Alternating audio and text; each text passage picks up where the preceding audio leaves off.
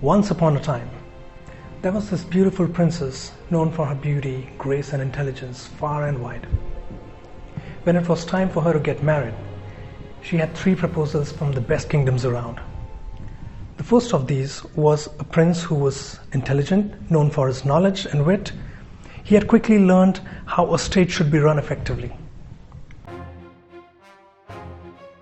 The second was sharp at understanding finances. His treasure was said to be ever-growing. The third prince had gained expertise in warfare.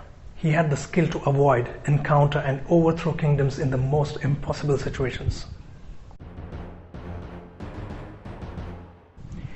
All the 3 proposals being extraordinary, the princess was in a dilemma. Whom do you think that she chose finally? Take a moment, pause the video if required. Make your guess.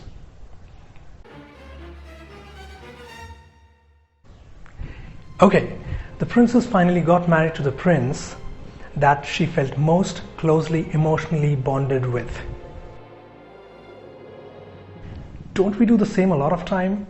We have reasons, parameters, criteria for decision making, and yet sometimes when the moment of truth arrives, we go against all logic and let our emotions choose.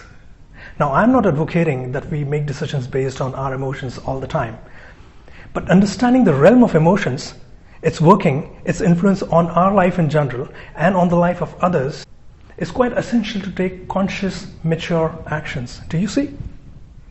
The ability to deal with our emotions and with other people's emotions gives us the power to create more mature, wholesome situations for everyone involved.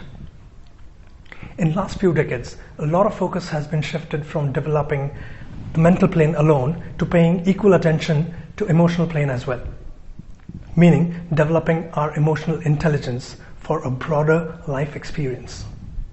Think about this. Keep growing, dear ones. Choose to be happy.